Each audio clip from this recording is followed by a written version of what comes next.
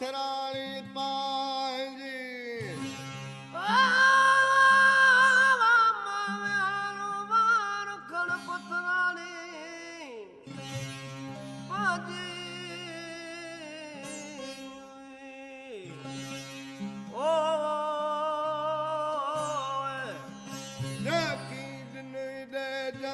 ਸੋ ਸਭੋਈ ਸਾਲ ਜਗੀ ਦਨੀ ਦੇ ਜਮ ਸੋ ਸਭੋਈ ਸਾਲ